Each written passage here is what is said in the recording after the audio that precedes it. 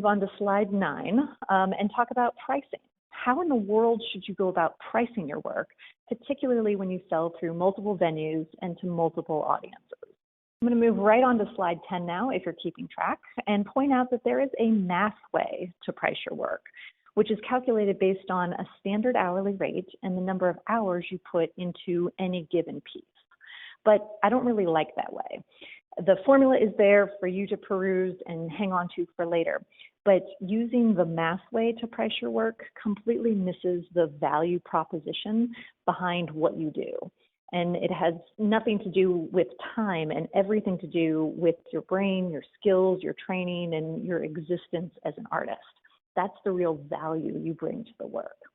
So instead, I like to approach pricing by thinking about what I call the 4 C's, and we outline them on slide 11. They are costs, customers, competition, and competencies. And for purposes of this discussion today, I really want to focus on costs and competencies. So slide 12, we'll talk about costs. Your costs are the direct and indirect costs that go into both your existence as a human and your existence as a creative professional.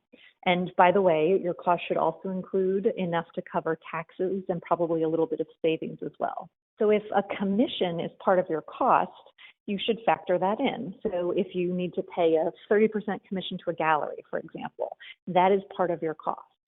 So your gallery representatives invest a tremendous amount of time, energy, and expenses into promotions, marketing, building their own communities of support that hopefully overlap nicely with the communities that love and purchase your work. But if you are selling out of your studio, you have these exact same costs as well. You are also spending time and money promoting your work and engaging with the community and even marketing yourself. Just because you don't pay yourself a 30% commission doesn't mean you don't still have to cover those costs.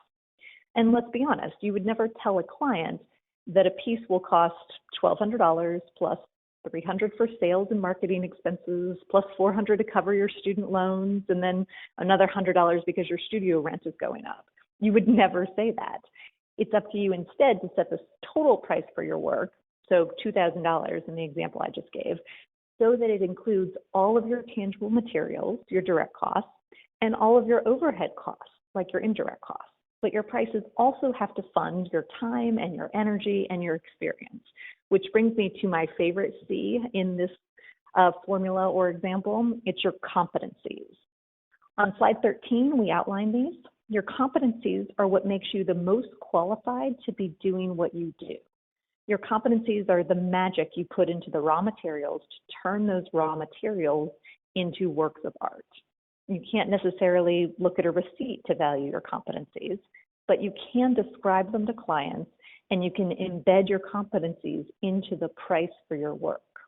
Your competencies might be technical. Maybe you excel using a particular technique. Maybe they are experiential. Your work reflects your unique point of view and your experiences.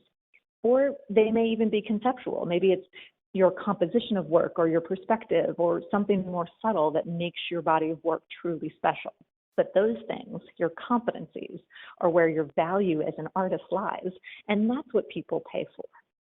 Moving on to slide 14. Now you might be thinking about charging more. Hooray. There are plenty of strategies to increasing your prices, and like with most things, there is no one right answer. So some artists like to increase their prices very gradually. Some artists are comfortable gradually increasing them over a period of time. So if that's you, instead of making a big jump in your prices, think about where you want to be and then make a plan to gradually get yourself there. So maybe you currently price your work in the $750 range, but you really think you should be closer to about $1,000. Maybe then the next piece you increase to $850, then the one after that to $950, and then so on until you get to maybe $1,200 or so, because by that time you should probably think about raising your prices again. There's another strategy that's based on time. So if you're thinking about pricing services, for example, like a fee to lead a workshop or a teaching fee or a consulting fee, it is pretty common to have annual price increases.